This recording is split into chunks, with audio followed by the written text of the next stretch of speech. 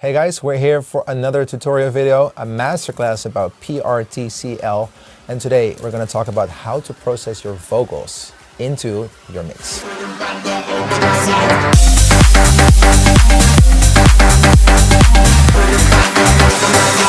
So here we go, looking into the vocal processing part of PRTCL. Basically, where to start is, we think, especially with a song like this, that it's the best. And I say we, as we are a studio. It's not just me working on songs, basically. I'm lucky enough to have a lot of people, talented people around me that also bring ideas to the table, especially during touring. That's really awesome.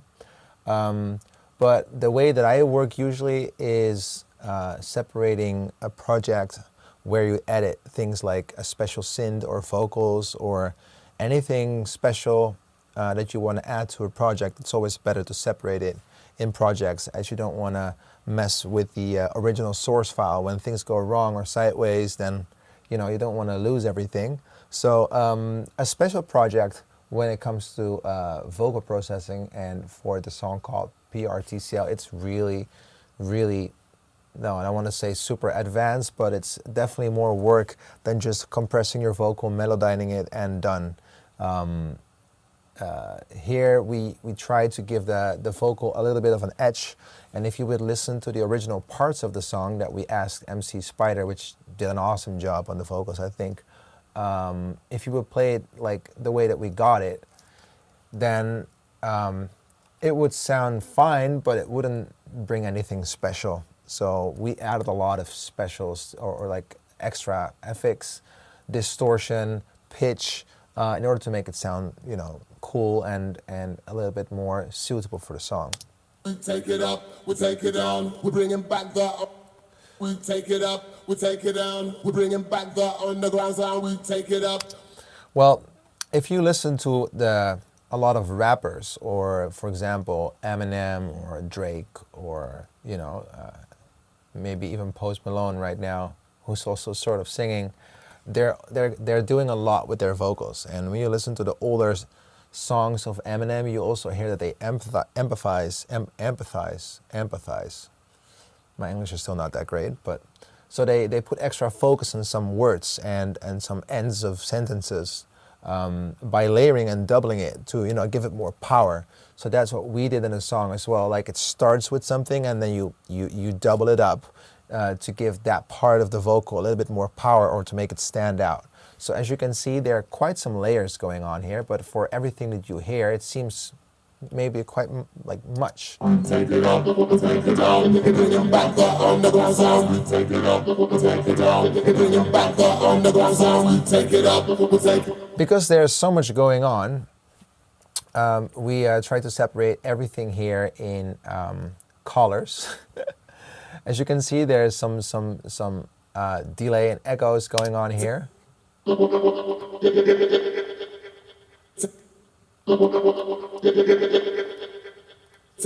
And usually it's like a few plugins that are very, very easy to use. Like Valhalla is a great reverb, and especially if you look at the amount of options that you have, it gives you a really quick result, and it really and it makes a song and also the vocal really fit in the mix easily. The reverb does not take up too much space. There's also plugins that have huge reverbs, but then also if you want to mix it, it's really hard to mix it in. So Valhalla is really good in bringing a little bit of reverb in it without losing the essence, and also without making it hard to mix. So a lot of Logic's own stock plugins, like the tremolo that makes it pan left to the right, like an echo that makes sure that it comes back to you a little bit. If I will play it. We take it up, we take it down, and back the underground sound. We take it up, we take it down, bringing back the. It fills the gaps in between where it's not being spoken with a delay or reverb, so it really it feels like it's one piece instead of just sentences. So you kind of glues it together.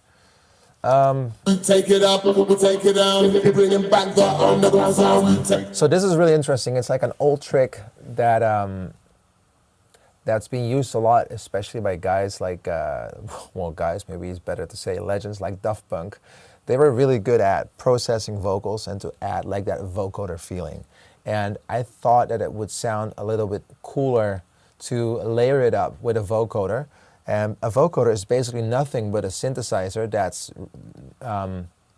listening to audio that's being triggered by a send or by an aux, or depending on how you work. So here there's a plugin called Reactor, but there's many different ones, like Orange Vocoder is a good one too, that listen to a piece of audio that you can see here. It's called MIDI trigger, and MIDI trigger is nothing but the dry vocal, and then it's processing the vocal and it makes it sound like a synth, and you can actually play it over the keyboard. So if you would listen to that signal,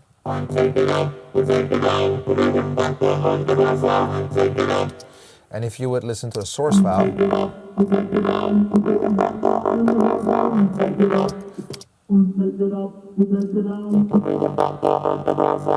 this is just a synth playing. There's no audio. As you can see, it's really MIDI, and it's just playing the note that you wanted to play. So if I would, I'm not sure if this works. So you can see how the synthesizer is also changing the key whenever you change the MIDI information.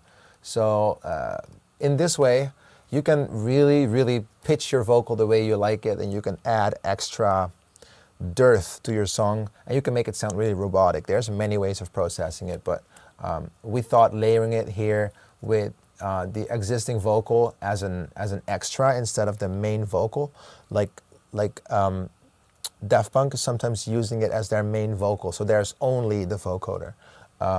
But in this song, we wanted to have the original vocal and then adding this as a layer to it. Take it up, take it down, bring it back up.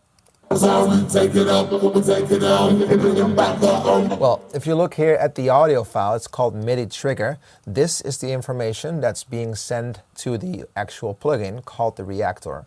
So this is where the synth listens to. So this is the audio that it gets and that it processes, and where you can, change the values here.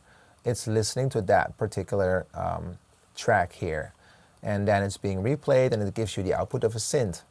So yeah, it's a really small trick maybe, and a lot of people don't know how to use it, but it's really easy to incorporate it in your songs, and it can be really refreshing sometimes. The remix for the Chainsmokers, if you listen to the first part of the second break, it's also only vocoder, nothing but it. So it's a cool trick. Another plugin that I wanted to show you that works great in songs that we recently started using a lot, it's called the Little Alter Boy, where you can change formats and pitch of an audio file. Especially if you want to make things sound like The Weeknd a little bit, it's great. If you change formats, then you can actually mess with the pitch and with the tone of the vocal without losing its power, sort of. So if you pitch it down, it's gonna either sound like an alien voice or like we call it smooth, or like a little child, really. So yeah, if you use a format, I can show you how it sounds like. Take it up, take it up, take it down. And you can link them together. Take it up, take it down. Oh, usually that works. Take it up, take it down. Take it up, take it. By linking them, you change the pitch and the format, but only changing the format is going to give a cool effect, and then you're going to get that popular sound on Spotify that everybody uses and as effects. By changing the formats, you get that result really easily. And the Little Alter Boy is a great way of doing it. And you can add some drive to it, so it got some extra distortion. Either like this plugin is gold to me. I think we use it almost in every project. So, and what else? Well, there's some. Take it up, take it down. Bring it back on the ground. Take it out, bring it back on the ground. There's also like a pitch going on here. If you take your vocal and if you load it into, for example, Contact or EXS24 or or Ableton. There's many different samplers that can do the same thing. You can pretty much pitch your vocal and also add it as a layer, so not as the main vocal, because then it's gonna lose the tonality of the song. But if you add it to it, then you're gonna get that cool, like, raising effect in the background.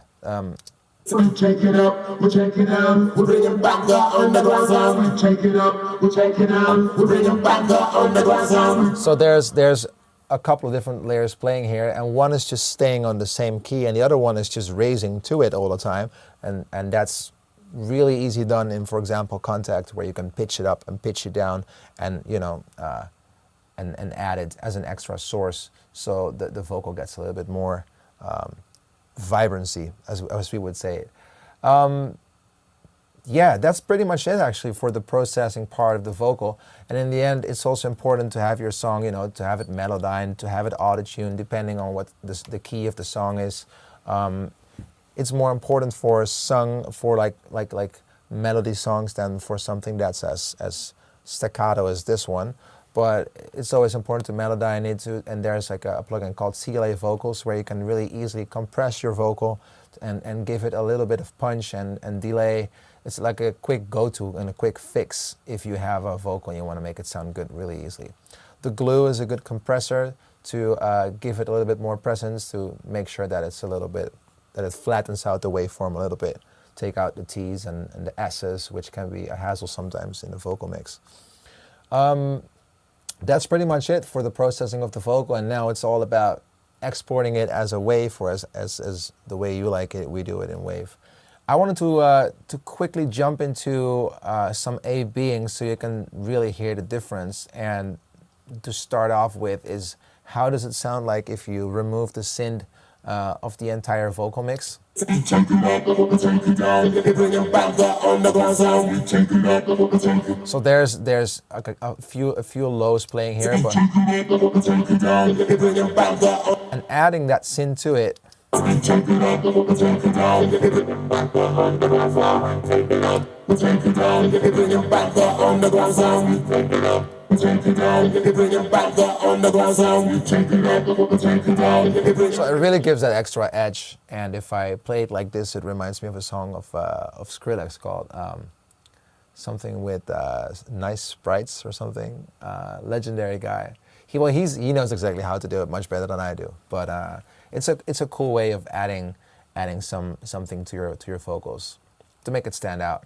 So talking about the entire thing, there's also a demo of how we got the vocal actually and how it sounds like now. There's a huge difference in the way that we got it and the way that it is now. So this is the original source file.